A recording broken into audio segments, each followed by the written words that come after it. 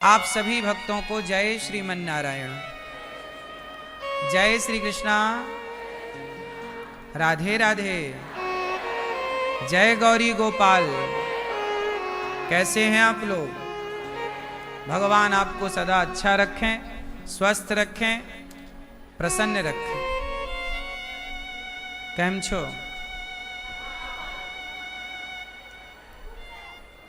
भगवान आप सबको खूब प्रसन्न रखें। सर्वे भवन्तु सुखिनः, सर्वे सन्तु निरामया। आप सब सदा सुखी और प्रसन्न रहें। अच्छा, सदा सुखी रहने के लिए क्या करना चाहिए? सदा सुखी कौन रह सकता है? एक दिन के लिए कोई सुखी हो जाए, एक साल के लिए कोई सुखी हो जाए।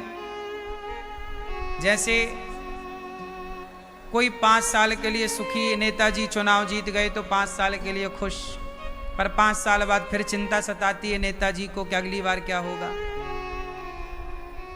तो ये सुख अखंड नहीं है लोगों का।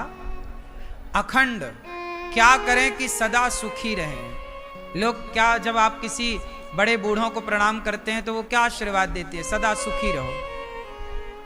क्या आशीर्वाद देते हैं? सदा सुखी रहो। हमारे शास्त्र भी यही आशीर्वाद देते हैं, सर्वे भवन्तु सुखिनः, सब सुखी रहें, सदा सुखी रहें।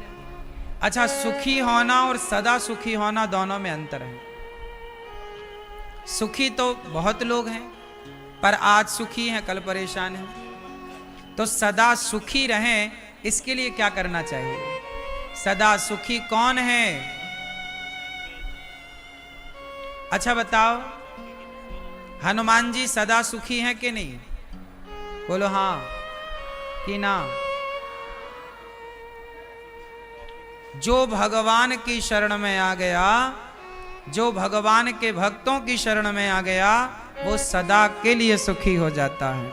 तो सदा सुखी होना है तो भागवत सुनिए, सदा सुखी होना है तो कथा सुनिए। जैसे हमारी मैया श्रीमती पुष्पा देवी, कहाँ हमारी मैया? ये मैया पुष्पा मैया, ठीक है मैया, हमारी मैया आप कथा सुनने के लिए अहमदाबाद गुजरात से आई हैं। दलानिया परिवार की ओर से यह आयोजन है। हमारी मैया श्रीमती पुष्पा मैया के पुण्य से आप सब लोगों को कथा श्रवण करने का अवसर मिल रहा है। ये मैया का पुण्य है। और इनका पुण्य इनके पुत्र श्री तुषार दलानिया जी, हमारे तुषार भैया भी ऐसा बेटा भगवान सबको दे जो अपनी माँ को भागवत सुनाने के लिए लालाए थे, जो अपनी माँ को भागवत सुनवाने के लिए सवेरे से शाम तक मेहनत कर रहे हैं। ऐसा बेटा सबको नहीं मिलता मेरी माँ। बड़े पुण्य से अच्छे पुत्र मिलते हैं, बड़े पुण्य से अच्छा परिवार मिलता है।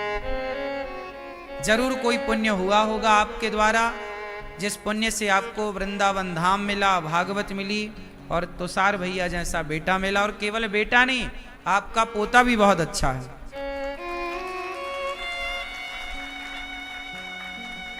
पुत्र वधू आपकी श्रीमती कंचन दलानिया जी, आप भी बहुत अच्छी बहू बनकर अपनी सास की खूब सेवा कर रही हैं। एक अच्छी बहू होना भी आज के युग में बड़ा कठिन है। क्यों? अच्छी बहू नहीं मिल रही है बाजार में। सही है। अब देखो, अब तो ड्रम में पैक करने वाली मिल रही है बाजार में, नहीं तो अब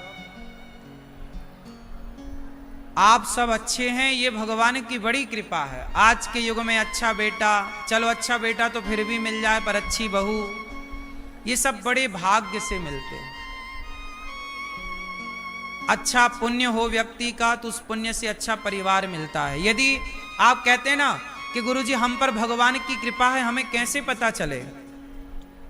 तुम्हारा बेटा आज्ञाकारी है ना माँ, आपका बेटा आज्ञाकारी है, इसका मतलब भगवान की आप पर बहुत बड़ी कृपा। यही कृपा है। आपकी पत्नी आज्ञाकारी है, आपकी पत्नी बहुत अच्छी है, आपकी पत्नी पतिव्रता है, चरित्रवान है, समझ लो कि यही भगवान की बहुत बड़ी कृपा है। यही कृपा है। कृपा का मतलब क्या है? कृपा का मतलब ये नहीं कि हमारे पास बहुत पैसा हो तो ही हम माने कि कृपा है। पैसा बहुत हो पर परिवार सुखी ना हो तो कृपा का मतलब है परिवार का अनुकूल होना। परिवार अच्छा है तो भगवान की बड़ी कृपा है, और हमारे दलानिया परिवार पर भगवान की विशेष कृपा है, और ये कृपा ऐसी बनी रहे भगवान की, यही भगवान से मंगल कामना है। तो श्रीमती कंचन दलानिया जी, आप बहुत अच्छी बहू बनकर, बहुत अच्छी पत्नी बनकर, बहुत अच्छी माँ बनकर, आप तीनों फर्ज, एक स्त्री के पास कितनी जिम्मेदारियां हैं। उसे एक अच्छी माँ बनना होता है, उसे एक अच्छी पत्नी बनना होता है, उसे एक अच्छी बहू बनना होता है, उसे एक अच्छी बेटी बनना होता है। जो देखो, हम जब 10वीं क्लास पढ़ते हैं ना तो हमारे सब्जेक्ट होते हैं 6। आपके यहाँ कितने होते हैं पता नहीं, हमारे में 6 विषय होते हैं। 6 विषयों में हमें कम से कम 33 नंबर लाने होते हैं, 33। क्यों? क्योंकि एक में भी कम आ गए तो हम फेल हो जाएंगे या सप्लीमेंट्री की बात आ जाएगी। एक मैं गणित में 100 के 100 नंबर ले आऊं, मैं विज्ञान में 100 के 100 नंबर ले आऊं, अन्य विषयों में 0 लाऊं, तो क्या मैं पास हो जाऊंगा? नहीं। सारे विषयों को मुझे देखकर चलना है। उसी प्रकार गृहस्थों के बहुत सारे विषय होते हैं। आप बहुत अच्छी बेटी बन गई, इससे काम ना होगा। आपने अच्छी बेटी बनकर 33 नंबर पा लिए, लेकिन आपके और भी विषय सेवा में एक पांव से खड़ी है, वो घर नहीं है, वो क्या है? वैकुंठ है। आपके पिता स्वर्गीय श्री शिव कुमार दलानिया जी की स्मृति में ये भागवत जी का आयोजन हो रहा है। आपके पिताजी जहां हैं आज, वहां से आप सबको खूब आशीर्वाद दे रहे हैं कि हमारे बच्चों ने हमारे लिए इतना बड़ा कार्य किया। भागवत सुनना क्या है? भागवत एक यज्ञ है। कौन सा यज्ञ है? श्रीमद् भागवत सप्ताह ज्ञान यज्ञ। ये वह यज्ञ है जिस यज्ञ से राजा परीक्षित को श्राप लगा 7 दिन में मरने का। परीक्षित को कोई मौका नहीं था, कोई रास्ता नहीं था उद्धार का, पर भागवत सुनी तो परीक्षित जी का उद्धार। परीक्षित जी तो चलो जीवित थे, पर धुंधकारी तो मर चुका था, मृत्यु हो चुकी थी। मृत्यु के बाद भी पापी था, पाप के कारण प्रेत बन चुका था, प्रेत योनि को पा गया था। लेकिन प्रेत योनि में जाकर भी जब धुंधकारी ने भागवत सुनी तो भागवत सुनते ही उसका उद्धार हो गया। ये भागवत जी। इसलिए आप लोगों ने जो कार्य किया है अपने पूर्व, ये केवल आपके पिता के सदगति के लिए नहीं, आपकी पीढ़ियों की सदगति के लिए। भागवत सुनने से 21 पीढ़ियां तर जाती हैं। कितनी पीढ़ियां? 21 कैसे? 7 पीढ़ी पहले की, 7 पीढ़ी।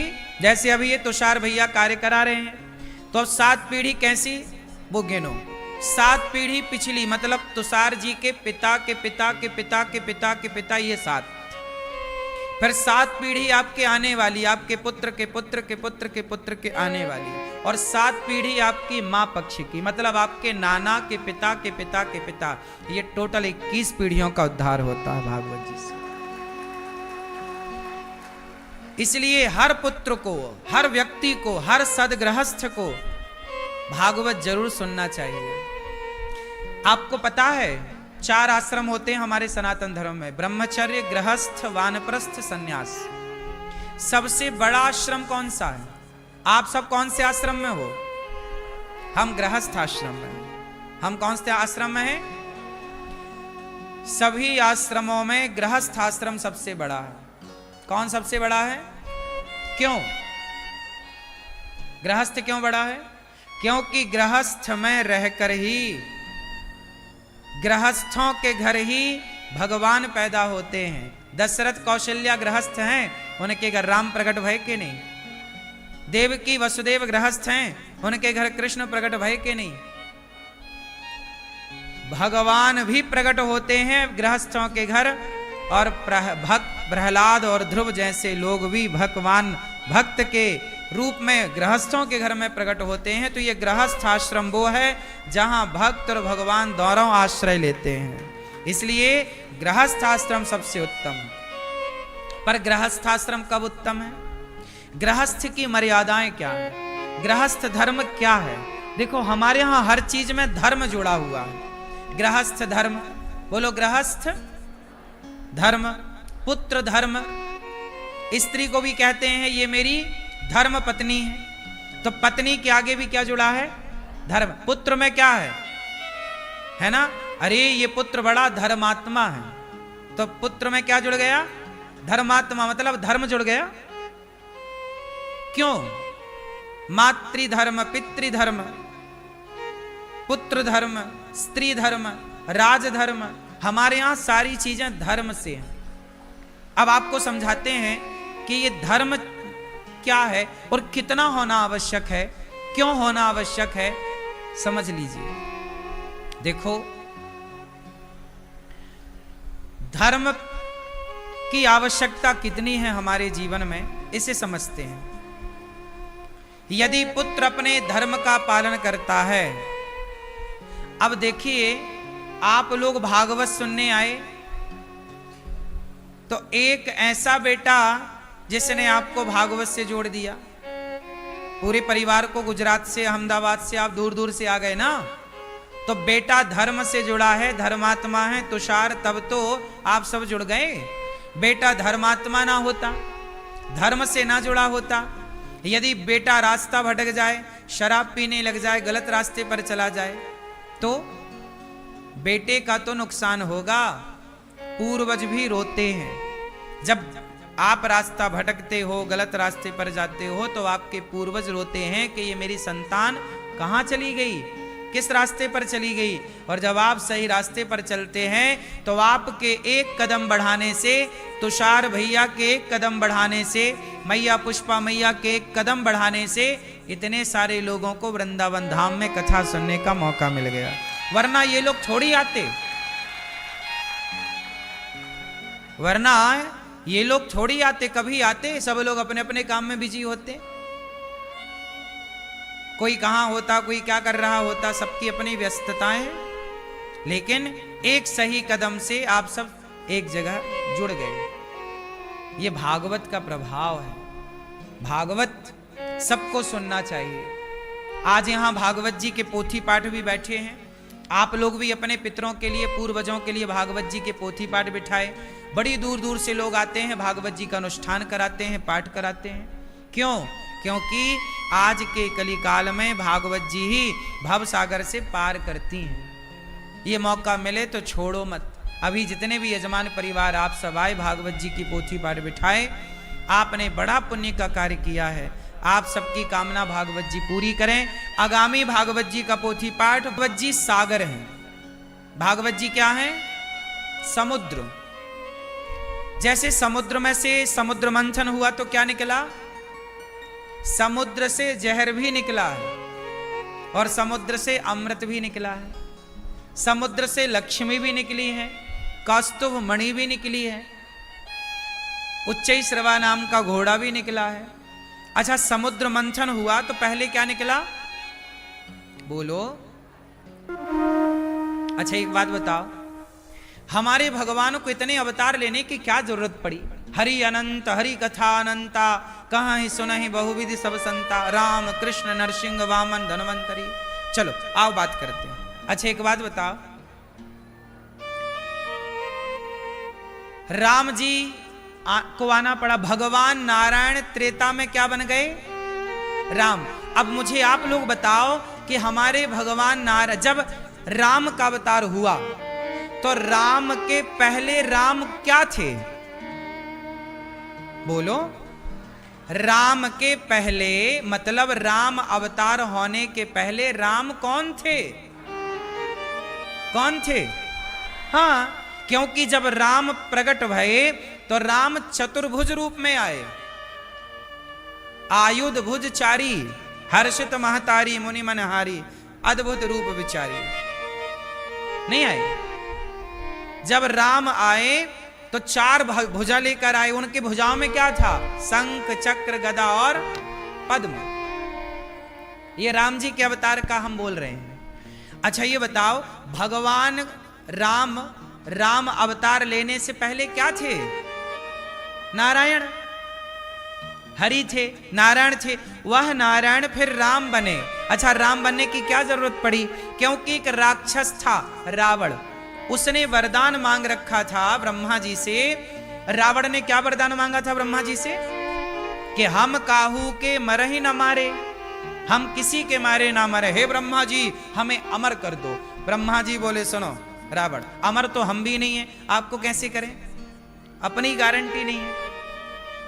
ब्रह्मा जी अमर नहीं है, ब्रह्मा जी की 100 साल की आयु है, पर ब्रह्मा जी की आयु इतनी बड़ी है कि 100 साल मतलब उनके एक दिन में, ब्रह्मा जी का एक दिन कितना बड़ा होता है जानते हैं?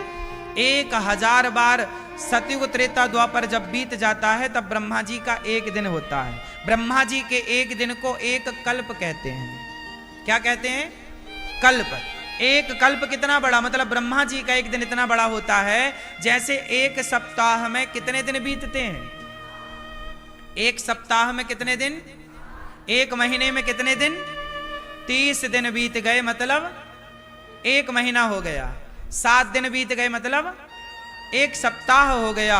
उसी तरह जब 1000 बार सतयुग त्रेता द्वापर कलयुग, सतयुग त्रेता द्वापर कलयुग, सतयुग त्रेता द्वापर, जब ये चारों युग 1000 बार चक्कर लगा लेते हैं तब ब्रह्मा जी का एक दिन होता है। और एक कलयुग की आयु 4,32,000 वर्ष है। कलयुग हमारा कितना बड़ा है? 4,32,000 वर्षों का, जिसमें अभी 5,500 साल बीते हैं। 8,64,000 वर्षों का द्वापर है, फिर 12,96,000 वर्षों का त्रेता है और 17,28,000 वर्षों का सतयुग है। ऐसे करके चारों युग की आयु है। ठीक है? ऐसे जब 1000 बार कलयुग त्रेता, सतयुग त्रेता द्वापर कलयुग बीतता तब ब्रह्मा जी का, ऐसे ब्रह्मा जी की 100 साल की आयु है। अभी ब्रह्मा जी 50 साल के हो गए लगभग। अभी ये श्वेत बाराह कल्प चल रहा है, उस बाराह कल्प का ये 28वां कलयुग चल रहा है वर्तमान में जिसमें हम बैठे।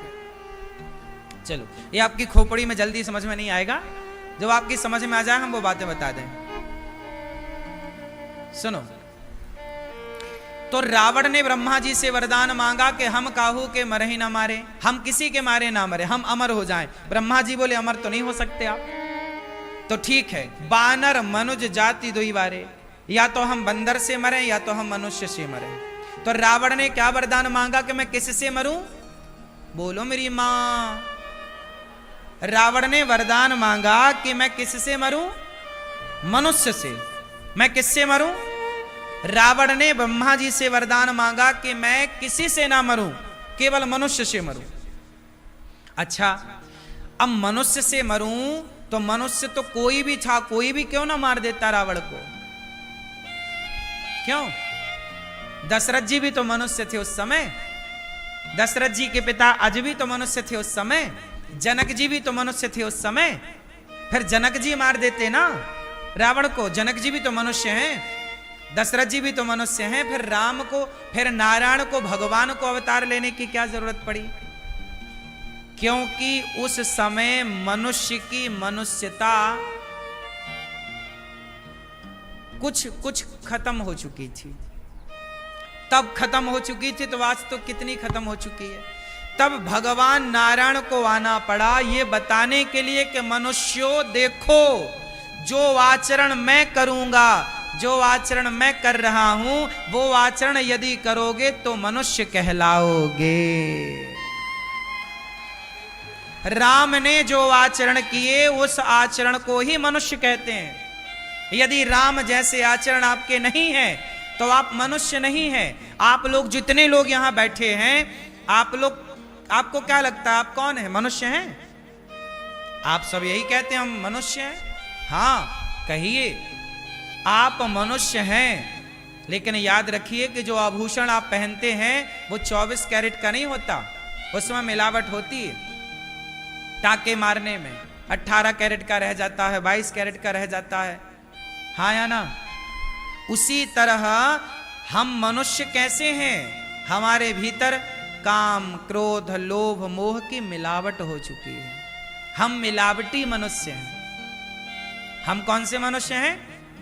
हमारे भीतर मिलावट हो गई है। क्या बात बात में गुस्सा आता है, गुस्सा मिल गई, क्रोध मिल गया, लोभ जरूरत से ज्यादा है, लोभ की मिलावट हो गई, जरूरत से ज्यादा हमारे अंदर वासनाएं हैं। राम के सामने सूपनखा आई, क्या राम ने सूपनखा को देखा? बोलो, देखा? मां के रूप में, बेटी के रूप में, बहन के रूप में। आज का आदमी किसी को देखे तो बस ताकते रहते तुझको सांझ सवेरे।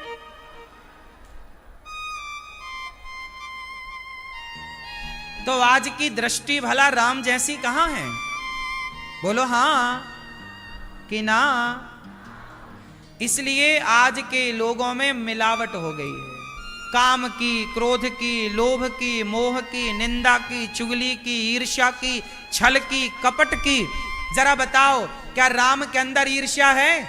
ईर्ष्या होती तो कैसे कहते कि भरत तू राजा बन जा, मैं नहीं बनता। राम के अंदर जरा ईर्ष्या होती तो राम अयोध्या ना छोड़ते। बोलो हां। मतलब राम के अंदर ईर्ष्या नहीं। क्या राम के अंदर क्रोध था, लोभ था? लोभ होता तो अयोध्या कैसे छोड़ते सिंहासन? क्या निंदा थी? उन्होंने किसी की निंदा की? चुगली थी? बोलो, क्या राम झूठ बोलते थे? हां। और जो राम में नहीं था वो हम सब लोगों में वही है। तो राम क्या है? मनुष्य हैं। कैसे? 24 कैरेट के मनुष्य राम हैं।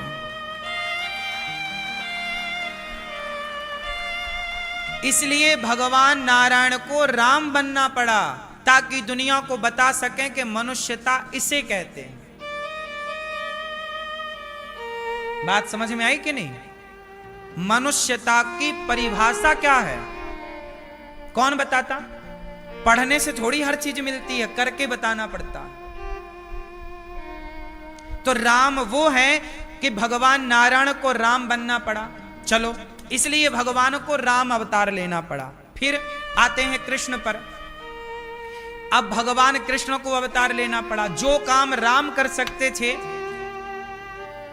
अच्छा बताओ, भगवान श्री कृष्ण ने जो जो काम किए, क्या वो काम राम कर सकते थे? बोलो, राम नहीं कर सकते थे वो काम। 16,108 विवाह राम कृष्ण ने किया। क्यों किया? क्योंकि उन स्त्रियों को पति रूप में भगवान ही चाहिए थे, तो उनकी इच्छा पूरी करनी थी। तो वो राम नहीं कर सकते थे, क्योंकि राम मर्यादा पुरुषोत्तम थे, एक पत्नी का संकल्प ले रखा था। तो फिर भगवान को दूसरा अवतार लेना पड़ा, कृष्ण का। चलो, फिर तीसरा अवतार, एक प्रहलाद जी नाम के भक्त थे। उनके पिता बड़े दुष्ट थे, हिरण्यकश्यपु। कहां तेरा भगवान? अच्छा बताओ, प्रहलाद के लिए कौन भगवान आए थे? कौन से? नरसिंह भगवान आए। अच्छा ये बताओ, क्या नरसिंह भगवान की जगह राम प्रकट हो जाते खंबे से काम चलता? कृष्ण प्रकट हो जाते खंबे से काम चलता? यदि राम प्रकट हो जाते तो हिरण्यकश्यपु कभी ना मरता, क्योंकि उसने वरदान मांगा था कि मैं ना मनुष्य से मरूं ना जानवर से मरूं, ना मनुष्य से मरूं ना। तो भगवान नरसिंह को अलग रूप डिजाइन करना पड़ा अपना। ना वो नर हैं, ना वो सिंह हैं, और नर भी हैं और सिंह भी हैं। शरीर है, धड़ है नर का, और गर्दन है सिंह की। तो क्या हो गए?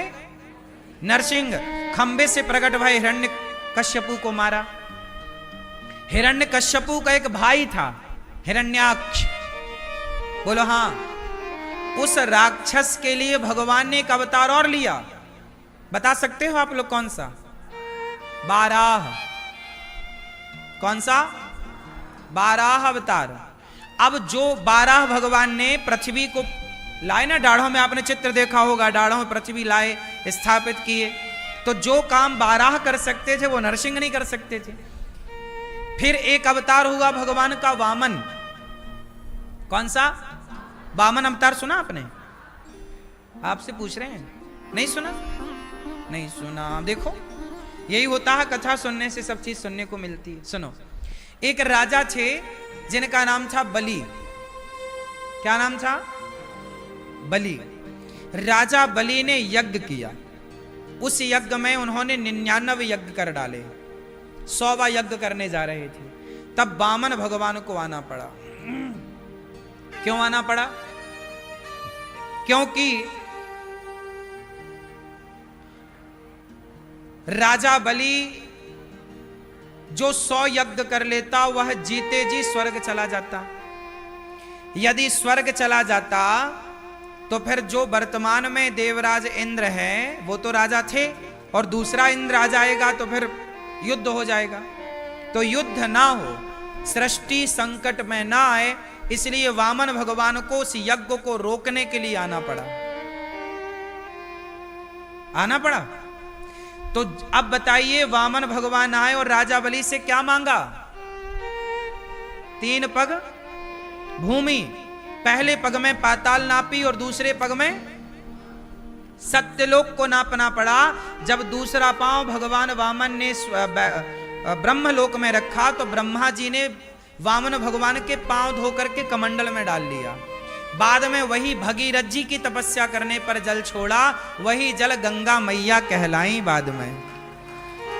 तो गंगा मैया को प्रकट करना था, इसलिए वामन अवतार लेना पड़ा। बोलो हाँ, गंगा मैया के प्रकट के पीछे वामन अवतार है, हाँ या ना? अब बताओ कि जहां वामन भगवान की जरूरत थी, क्या वहां राम से काम हो जाता? कृष्ण से काम हो जाता? नरसिंह से काम हो जाता? इसलिए हमारे भगवान को अनेक अनेक स्थानों पर अनेक कारणों के कारण, अनेक समय पर अनेक रूप धारण करना पड़ा, अनेक परिस्थितियों के कारण। तो हमारे भगवान हमारे इतने करीब हैं कि वो हमारी हर परिस्थिति के अनुकूल होकर वो अवतार लेकर हमारे सामने खड़े हो जाते हैं। भगवान के टोटल अवतार हैं 24, हैं तो अनंत, पर फिर भी हम लोग जो जानते मानते कितने हैं, और घंटे कितने हैं?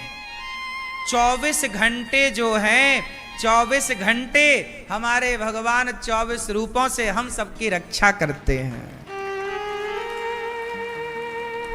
इसलिए हर समय भगवान के 24 अवतार का ध्यान करना चाहिए। ना तो राम अलग है, ना तो कृष्ण, ना तो नरसिंह, ना तो वामन। बात समझ में आई? तो हमारे भगवान एक ही हैं। अनेक कालखंड में अनेक परिस्थितियों के कारण अनेक अवतार उन्होंने धारण किए। तो राम बनकर आए तो राम की कथा है, कृष्ण बनकर आए कृष्ण की कथा। वही भगवान इस कलयुग में तिरुपति बालाजी बनकर आए तो तिरुपति बालाजी हैं, जगन्नाथ जी बनकर आए तो जगन्नाथ जी हैं, हरिदास जी के लिए बिहारी जी बनकर प्रकट भये तो बिहारी जी हैं, पुंडरीक नाम के भक्त के लिए भगवान द्वारिकाधीश विट्ठलनाथ जी बनकर आए तो विट्ठलनाथ जी हैं। बोलो हाँ। बद्रीनाथ जी बन के बद्रीनारायण भगवान बन के आए तो बद्रीनारायण जी हैं। तो भगवान एक ही होते हैं, लेकिन हमारे भगवान अनेक अवतार लेते हैं अनेक लीला करने के लिए, अनेक रूपों में वही वही हैं। समझ में आई? अब बताओ भगवान कितने हैं? भगवान और देवताओं में अंतर है कि नहीं? क्या अंतर है? देवता नित्य नहीं है, भगवान नित्य है। देवता आज हैं कल नहीं रहेंगे। सुनो, देवता किसी का नाम नहीं होता। जैसे आपको एक बात बताएं, गणेश जी, बोलो गणेश जी, गणपति बप्पा। अब सुनो गणेश जी के बारे में। गणेश जी, हम लोग कोई भी पूजा करते हैं, पहली पूजा किसकी होती है? एक बात बताओ, जब शंकर जी का विवाह हुआ माता पार्वती से, तो शंकर जी के विवाह में भी तो गणेश जी की पूजा हुई थी। तो प्रश्न खड़ा हुआ कि जब गणेश जी शंकर जी के बेटा हैं, पार्वती के पुत्र हैं, तो पार्वती और शंकर जी के विवाह में तब तो गणेश जी थे ही नहीं। तो वहां गणेश जी की पूजा कैसे हो सकती है? लेकिन विधान है कि गणेश जी की पूजा हुए बिना विवाह नहीं होगा। तो शंकर जी के विवाह में भी गणेश जी की पूजा हुई। अब प्रश्न खड़ा हुआ कि शंकर जी तो बेटा है, गणेश जी तो बेटा है ना शंकर जी के। क्यों, बात समझ में आ रही है कि नहीं? जब गणेश जी पुत्र हैं शंकर जी के, तो शंकर जी के विवाह में गणेश जी की पूजा कैसे हुई? पता है आपको ये बात कि नहीं? शंकर जी के विवाह में गणेश जी की पूजा हुई कि नहीं? कौन गणेश की पूजा हुई? अब आपको मैं क्लियर बताऊं कि जो गणेश जी हैं, जो इंद्र हैं, गणेश हैं, अग्नि हैं, वरुण हैं, यमराज हैं, ये सब परमानेंट नहीं है। यह पद है, पद। जैसे प्रधानमंत्री किसी का नाम नहीं होता। प्रधानमंत्री की कुर्सी में जो जाकर बैठ जाए वो राष्ट्रपति किसी का नाम नहीं है। जो उस सीट पर जाके बैठे वो राष्ट्रपति। उसी तरह शंकर जी के विवाह में जिन गणेश की पूजा हुई उन गणेश का नाम था आदि गणेश। और बाद में जो गणेश प्रकट भये पार्वती जी के, बाद में उसी पद पर जाकर पार्वती पुत्र गणेश जी बैठे, उनका नाम था विनायक। जैसे इंद्र वर्तमान में पुरंदर नाम के राजा इंद्र हैं, आगामी मनवंतर में राजा बलि इंद्र होंगे। जैसे ब्रह्मा अभी वर्तमान में ब्रह्मा जो हैं, आगामी समय पर हनुमान जी ब्रह्मा बनेंगे। तो ये सारे पद जो हैं परिवर्तित होते रहते हैं, परमानेंट कोई नहीं है। लेकिन भगवान परमानेंट। बात समझ में आई? देवताओं की सीट बदलती रहती है, देवता परिवर्तित होते रहते हैं, पर भगवान भगवान है, वो कभी परिवर्तित नहीं होते। भगवान सदा है, सदा है। इसलिए भगवान की शरण में रहना चाहिए। भागवत इसलिए सुननी चाहिए क्योंकि बिना भागवत के सब ज्ञान ना होगा। सूत जी आए, सबने खड़े होकर सूत जी का स्वागत किया। शौनक आदि ऋषियों ने कहा कि महाराज हमें कथा सुनाइए। देवराज इंद्र को भी जो कथा दुर्लभ थी वो सुनाई। अब क्या हुआ? जब देवराज इंद्र ने देखा कि मेरे को भागवत नहीं सुनाई, स्वर्ग में तराजू रखी, तौल कर देखा तो भागवत जी का पलड़ा भारी। तब भागवत जी से भगवान प्रकट हुए और इंद्र का अभिमान समाप्त हुआ। ऐसे भगवान को हम कोटि कोटि वंदन करते हैं। इंद्र का अभिमान समाप्त हुआ। एक बार देवताओं के साथ साथ भक्ति महारानी ने भी भागवत सुनी। एक बार क्या हुआ कि नारद जी सारे तीर्थों का भ्रमण करने गए। सारे तीर्थों को नारद जी ने देखा। कहां कहां गए? अहम तु पृथ्वीम यातो ज्ञात्वा सर्वोत्तमामिति पुष्करम च प्रयागम च काशीं गोदावरीं तथा हरिक्षेत्रम कुरुक्षेत्रम श्रीरंगम सेतुबंधनम एवमादिषु तीर्थेषु भ्रममाणैतस्ततः। सारे तीर्थों में नारद जी गए पर ना पश्यम कुत्रमिच्छ्र शर्मा, कहीं शांति नहीं मिली। तब नारद जी बड़े परेशान हुए कि भाई शांति नहीं है। चारों तरफ देखा, यत् फलम नास्ति तपसा न योगे कर रहा। कलयुग का आदमी क्या कर रहा है? प्रपंच कर रहा है। कलयुग का आदमी निंदा कर रहा है, चुगली कर रहा है, कीर्तनी कर रहा है। कलयुग में क्या चल रहा है?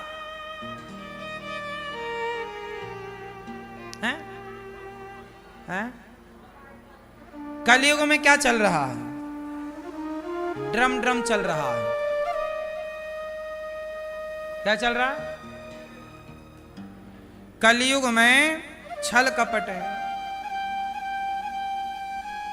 ये नहीं कि शांति से आदमी बैठे कीर्तन करे, नहीं, कीर्तन नहीं करेगा, बस कहाँ जा रहा है कौन, कहाँ आ रहा, क्यों जा रहा, क्यों आ रहा। तुम्हारे अंदर बुराई क्या है, जिससे कोई मतलब नहीं उसकी भी लोग बातें करते हैं। पड़ोसियों की निंदा चुगली, रिश्तेदारों की निंदा चुगली, यही चल रहा। इसलिए कहता हूं कलयुग बहुत अच्छा है। पर कलयुग कब अच्छा है? जब कलयुग में मन को, चित्त को भगवान से जोड़ा जाए। केवल भगवान। मन कहां लगे? भगवान के सिवा मन कहीं ना जाए। परिवार में रहो, भगवान में रहो बस। तो कलयुग बहुत अच्छा है। कलयुग में क्या नहीं है बताओ? कलयुग में क्या नहीं है? मैया कहां व्हाट्सएप चालू हो गया तुम्हारा? बताओ कलयुग में क्या नहीं है? कलयुग में सत्यम नास्ति। कलयुग में सत्य नहीं है। क्या नहीं है? कलयुग में सत्य बोलने वाले नहीं है, मतलब ना के बराबर है। नहीं है मतलब नहीं है, नहीं, ना के बराबर। ना के बराबर मतलब इक्का दुक्का, कहीं कहीं, कोई, करोड़ों में। कलयुग में सत्य नहीं है, ना के बराबर है। सही है? आप लोग सच बोलते हैं कि झूठ बोलते हैं? हैं? झूठ बोलते हैं।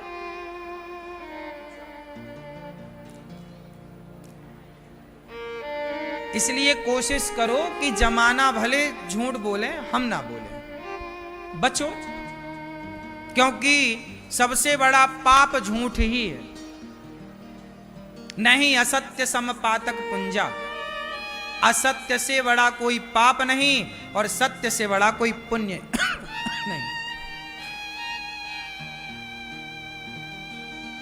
सत्य बराबर तप नहीं, झूठ बराबर पाप। जाके हृदय साच है, प्रभुता के हृदय आप। तो कलयुग में क्या नहीं है? सत्य नहीं। सत्यम नास्ति तपः शौचम। ना कलयुग में तपस्या बची, ना शौचम। शौचम मतलब शौचाचार। शौचाचार मतलब, शौचाचार क्या होता है? शुद्धि। शौचाचार भी नहीं जानते? शौचाचार का मतलब है कि आप लोग लघु शंका जाते हो और जाने के बाद ना पांव धुलते हो, ना कुल्ला करते हो, और लघु शंका जाने के बाद कोई शुद्धि नहीं करते, ना पांव धुलते ना हाथ। शौच करने के बाद आप लोग शौच टॉयलेट जाते हो ना फ्रेश होने। जब आप शौच करते हो तो शौच के बाद लोग नहाते नहीं हैं, हाथ धुल लेंगे बस। हाथ भी कहां आजकल धुलते हैं ठीक से लोग, नहाते नहीं। अब सोचो कि आप लोग शौच करते हैं और बिना नहाए आप पूरे घर में घूमते हैं। ये शौचाचार है, ये शौच की अशुद्धि है। और आपने पूर्वजों से कहावत सुनी होगी कि जैसी राखे शुद्धि वैसी बने। शुद्धि बिगड़ जाने से आज छोरा छोरियों की बुद्धि बिगड़ी है। शौचाचार नहीं है। नियम क्या कहता है, धर्म क्या कहते हैं, वेद क्या कहते हैं कि लघु शंका जाओ तो 4 कुल्ला करना चाहिए, पांव धुलना चाहिए, हाथ धुलना चाहिए, तब आप शुद्ध होते हैं लघु शंका से, सुसु से। ठीक है? आप शौच करने गए तो आपको पूरा स्नान कर चुके हो तो दूसरी बार अर्ध स्नान करना चाहिए, आधा। कपड़े जो पहन के गए हो से गीला करना चाहिए।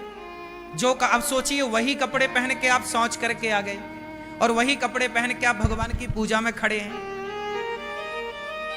समझ आए? उसी कपड़े पहन के आप भोजन बना रहे हैं। अब वही कपड़े पहन के तुम शौच करोगे, वही कपड़े पहन के भोजन बनाओगे और फिर वही कपड़े पहन के भगवान जी को भोग लगाओगे तो तुम शुद्धि बिगड़ गई। अब देख लेना तुम्हारी बुद्धि बिगड़ेगी। और बुद्धि बिगड़ी, रावण की क्या बिगड़ी? बुद्धि बिगड़ी तो नाश हो गया पूरा खेल इस खोपड़ी से है। जिसकी बुद्धि अच्छी वही अच्छा, बुद्धि भ्रष्ट तो सब कुछ गया। बोलो हां। इसलिए मेरी मां, आप लोग में बहुत माताएं ऐसी होंगी बिना नहाए आप लोग भोजन बना लेती हो।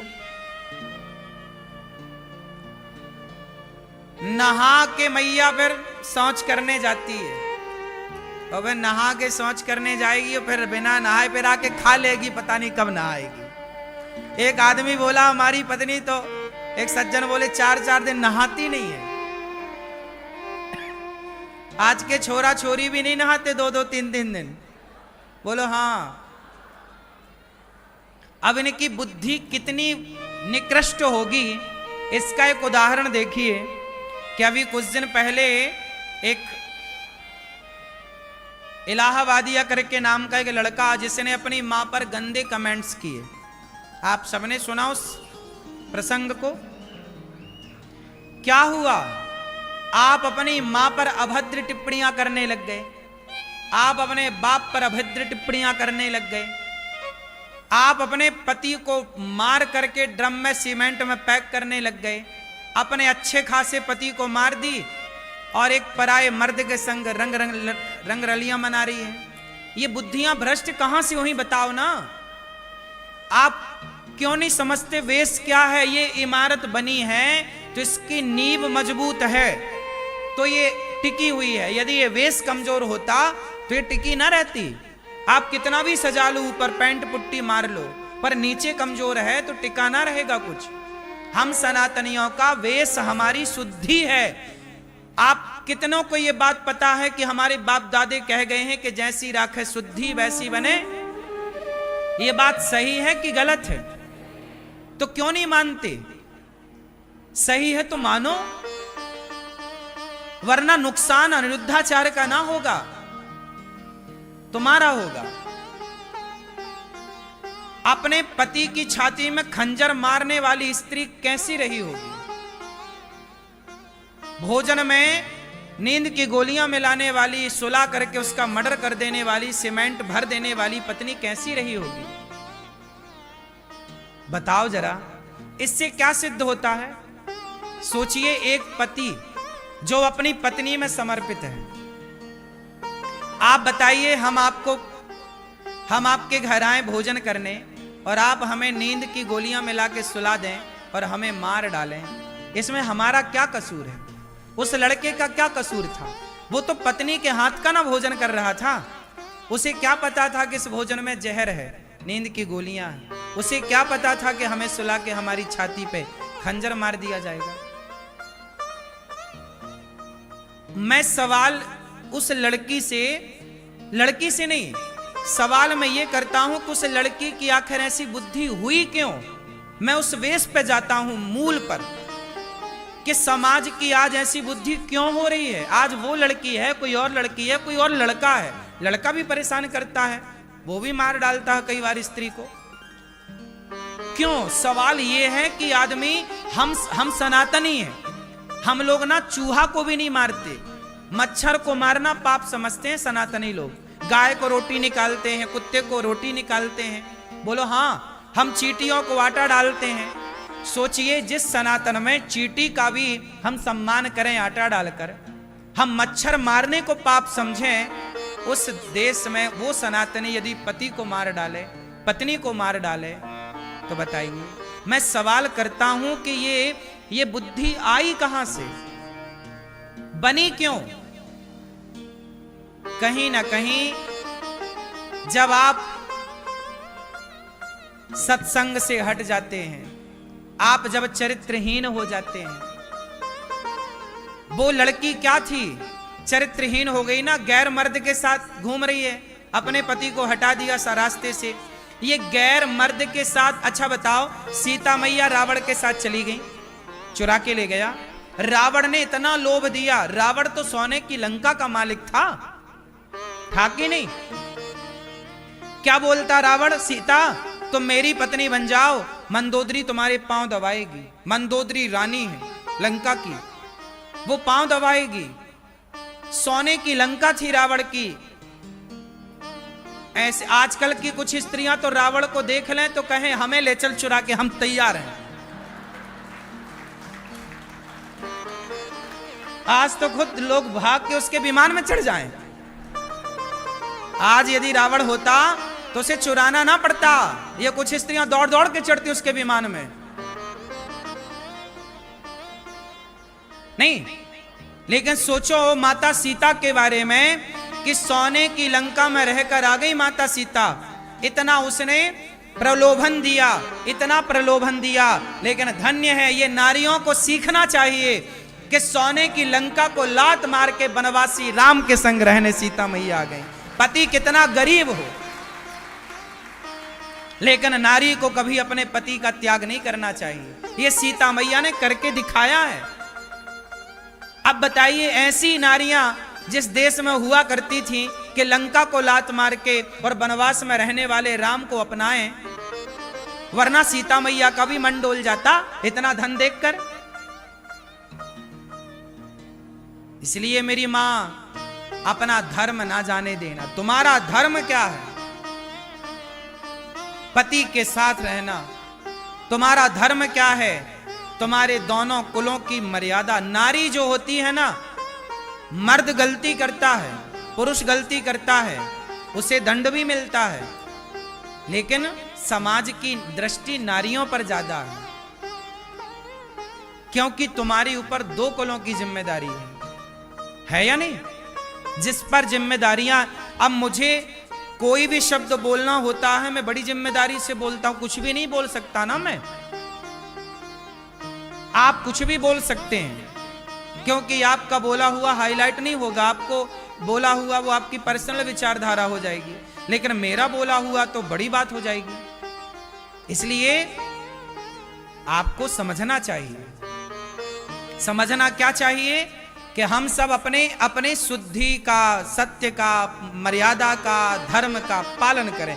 ये सृष्टि तब सुरक्षित रहेगी जब धर्म रहेगा। धर्म क्या है? शुद्धि। शौच करो, लघु शंका जाओ तो शुद्धि। तो आज से कितने लोग मेरी बात को ध्यान से अपनाएंगे? शुद्धि का कौन कौन ख्याल रखेगा? क्या रखोगे बताओ?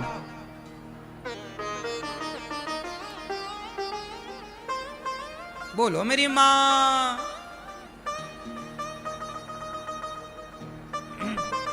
धर्म क्या है?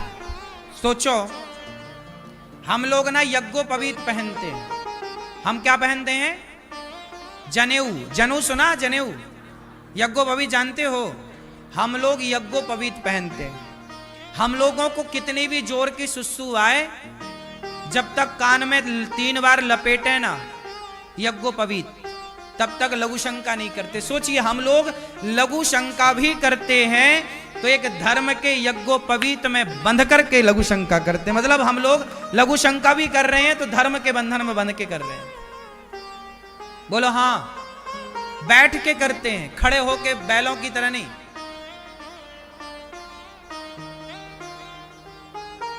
आजकल के लोगों को यही अक्ल नहीं है कि लघु शंका कैसे करनी चाहिए। ये सब बताना क्यों पड़ रहा है? क्योंकि चीजें नष्ट हो गई, क्योंकि लोगों को ज्ञान नहीं है। पहले का मर्द, तुम्हारे दादा परदादा, नाना परनाना जो थे, वो धोती पहनते थे। बताओ, पहले का पुरुष भी खड़े होके लघु शंका करता था कि बैठ के? बोलो क्यों? क्योंकि बैठना मर्यादा है। लघु शंका करना भी एक मर्यादा है, नहीं है? अब आप ना माने आज की आधुनिकता में, तो हम क्या करें? लघु शंका खड़े होके नहीं करनी चाहिए। खड़े होके बैल, जानवर करते हैं। मनुष्य हो ना? क्या हो आप लोग? क्या हो आप लोग? हाँ, तो मनुष्य कब बनोगे? जब मनुष्य का आचरण अपनाओगे। इसलिए आचरण, पहला आचरण है शुद्धि। अपने को सदा शुद्ध रखो, बाहर से भी और भीतर से भी। बाहर भी आप शुद्ध हैं। जैसे कुछ खाए तो बिस्तर में बैठ के लोग खाते हैं, बिस्तर पर नहीं खाना चाहिए। कुछ भी खाओ तो आचमन करना चाहिए, मतलब थोड़ा पानी पीना चाहिए। शुद्धि होती है। अब आप लोग क्या करते हैं, खाए बिना पानी पिए घूम रहे हैं, इससे क्या होगा, नेगेटिविटी। इस संसार में दो चीजें हैं, पॉजिटिविटी और, जैसे लोग कहते हैं ना प्रेतात्मा, भूत, पिशाच, ये सब क्या है, ये कुछ दिखता नहीं है, ये नेगेटिविटी है, नेगेटिव थॉट है। प्रेत क्या है, प्रेत नाम की चीज क्या है, भूत नाम की चीज क्या है। भूत प्रेत कोई ऐसा नहीं कि कोई ऐसे आ रहा है, नहीं, भूत का मतलब है नेगेटिविटी। उदाहरण से समझो, क्या लिखा है हनुमान चालीसा में, भूत पिशाच निकट नहीं आवे महावीर जब। तो आप बताओ, ये भूत प्रेत, ये भूत पिशाच निकट नहीं आवे, ये भूत पिशाच है क्या, क्या है ये, सुनो, ये भूत पिशाच क्या है, इसे बड़े ध्यान से सुनो। ये भूत पिशाच, जैसे हमारे देश में बहुत लोग आत्महत्या कर लेते हैं। एक नाम बता रहा हूं, सुशांत सिंह राजपूत। सुशांत ने आत्महत्या कर ली, सबको पता है। क्यों कर ली, क्योंकि कोई भी एक दिन में तो आत्महत्या नहीं कर लेता ना भाई, बार बार उसके मन में आत्महत्या करने के विचार आए होंगे, थॉट आए होंगे, मर जाते हैं, अब मर जाते हैं, अब मर जाते हैं। एक बात याद रखना, जब आपके भीतर नेगेटिविटी आने लगती है ना, तो पॉजिटिविटी के दरवाजे बंद से हो जाते हैं। फिर कोई कुछ सुनाए समझाए समझ में नहीं आता। जिसे बोलते हैं विनाश काले विपरीत। हाँ, ये जो गलत थॉट आपके भीतर आ गए, गलत विचार जो आपके भीतर आकर कब्जा कर लिया, जो बार बार आपको परेशान, डिप्रेशन क्या है, तनाव क्या है, यही भूत प्रेत है, नेगेटिविटी। इस ब्रह्मांड में नकारात्मक ऊर्जा भी है और सकारात्मक ऊर्जा भी है, हाँ या ना, आप मानते हैं इस बात को। कई बार हम ऐसी जगह जाते हैं जहां हम पॉजिटिविटी से भर जाते हैं, अपने आप हैप्पी हो जाते हैं, खुश, बोलो हाँ। और कई जगह ऐसी होती है जहां जाने से हम लोग बिल्कुल भयानक सा दृश्य दिखता है, डर लगने लगता है, परेशान होने लगते हैं। मतलब वो जगह का भी दोष है, वो नेगेटिविटी से भरी जगह है। आप एक बात बताओ ना, आप मंदिर जाओ और शमशान जाओ, दोनों जगह की ऊर्जा आपने महसूस की कि नहीं, बोलो हाँ। मंदिर जो है पॉजिटिविटी से भरा है, जबकि शमशान में आप जाएंगे तो थोड़ा सा आपको शुरुआत में, बाद में शमशान जरूर जाना चाहिए, ताकि वहां से हमें बड़ी सीख मिलती है कि आज जो ये आदमी जल रहा है, ऐसे हमें एक दिन जलना है, घमंड किस बात का है साहब, ये सबक वहीं से मिलती है। आपको हम केवल ये बता रहे हैं कि इस ब्रह्मांड में दो चीजें हैं, नेगेटिविटी और पॉजिटिविटी। अब यदि आपने एक चीज ध्यान दिया होगा, आपके घर में मच्छर मक्खी कहां होते हैं ज्यादा, जहां शुद्धि होती है वहां, या जहां गंदगी होती है वहां? क्यों? जहां गंदगी होगी अपने आप मच्छर वहां हो जाएंगे। आप मच्छर को फोन लगा के नहीं बुलाते, भाई साहब यहां गंदगी आ जाओ, बुलाते हो? आपके पूरे शरीर में कहीं घाव हो जाए तो मक्खी आएगी और डायरेक्ट वहीं जाके बैठेगी जहां घाव है। उस मक्खी को कैसे पता चला कि यहां घाव है? क्योंकि उसके भीतर जो तंत्र है, जो उसकी सूंघने की घ्राण इंद्री है, वो सूंघ लेती है बड़ी दूर से कि कहां क्या है। उसी तरह जब आपके आसपास गंदगी होती है, विचारों की गंदगी, आप गलत चीज देखते हैं मोबाइल पे, गलत चीज सुनते हैं, गलत लोगों के साथ, शराबियों के साथ आपका उठना बैठना है, गंजेड़ियों के साथ आपका उठना बैठना है, तो क्या होगा, वो निगेटिविटी आपकी तरफ खींची चली आएगी और आपको क्या करेगी, वो नेगेटिविटी आपके ऊपर बैठ जाएगी और फिर आपके मन में गलत गलत ही विचार आएंगे।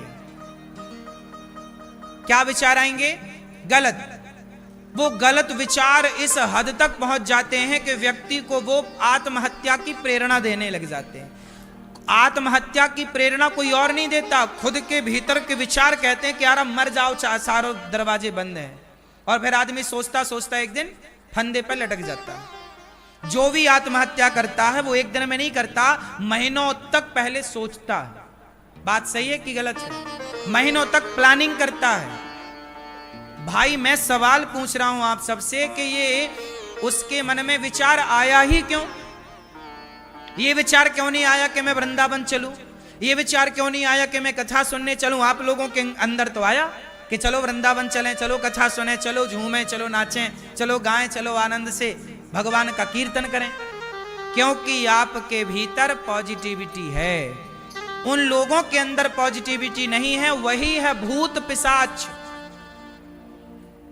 जो कथा सुनेगा, सत्संग करेगा, अपने घर को पॉजिटिव रखेगा, उसके पास कभी भूत पिशाच नहीं आएंगे, भूत पिशाच निकट नहीं आवे। महावीर मतलब जहां भगवान का कीर्तन कथा, भगवान का गुणगान है, वहां भूत पिशाच मतलब नेगेटिविटी। बात समझ में आई?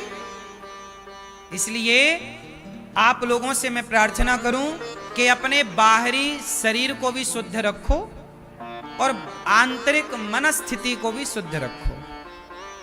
ठीक है? ये कैसे होगा? तन पवित्र सेवा किया, तन को शुद्ध करना है तो सेवा करिए, अपनी माता की, अपने पिता की, अपने गुरु की, अतिथि की सेवा से तन की शुद्धि होती है। मन की शुद्धि होती है कीर्तन करने से, और धन की शुद्धि होती है दान करने से। जब आप दान करते हैं तो धन शुद्ध हो जाता है। जैसे गौरी गोपाल आश्रम में वृद्ध माँ रहती हैं, आप सबके सहयोग से आपने दिया, वृद्ध माँ ने खाया, आपका धन भी शुद्ध हुआ और उससे आपको आशीर्वाद दुआएं भी मिल गई। आपको किसी को आपने रोटी दे दी। ऐसे तो आज से कितने लोग लघु शंका करेंगे तो 4 कुल्ला करेंगे और पांव और हाथ धुलने का ख्याल रखेंगे? मुझे कंफर्म बताओ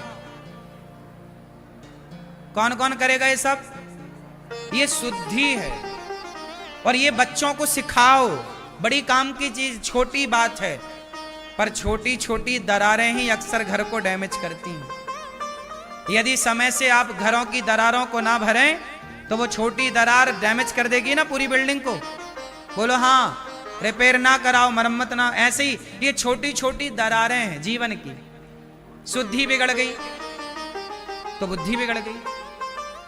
तो लघु शंका करने के बाद क्या करेंगे?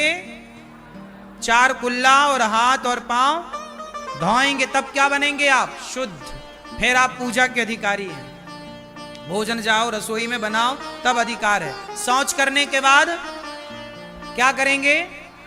एक बार पूरा स्नान कर चुके हैं तो दूसरी बार अर्ध स्नान।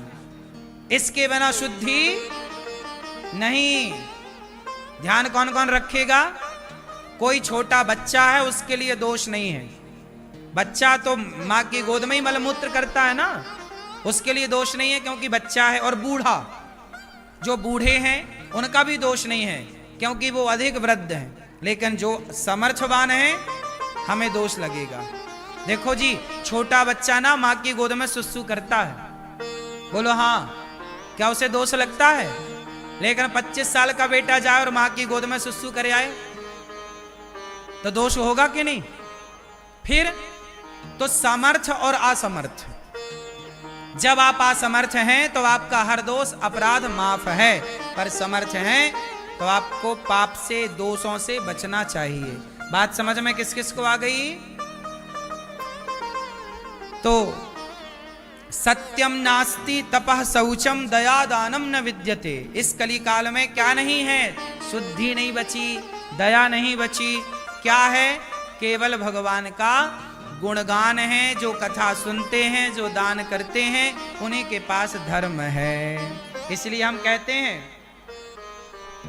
कि आप लोग भी ज्यादा से ज्यादा सत्संग किया करो। लोग ताना मारने लग गए, लोग गाली गलौच मतलब उल्टा सीधा कहने लग गए, व्यंग करने लग गए।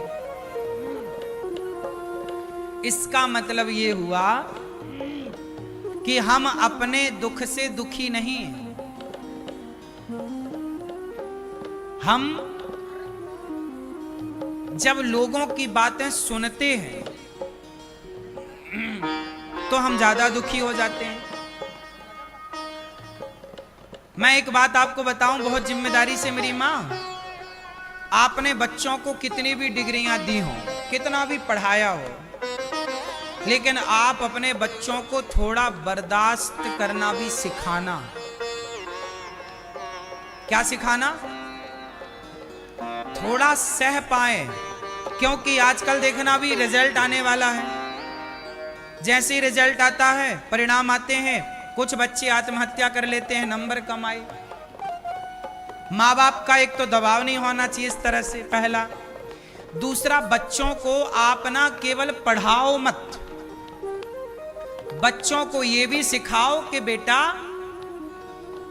जरूरी नहीं है कि हम सदा कामयाब हों। आप लोग क्या सिखाते हो? बेटा कामयाब हो जाओ, ठीक है। ये बताओ, आपने कामयाबी का पाठ पढ़ाया और कल को बच्चे कामयाब ना हुए तो क्या करेंगे वो? बताओ।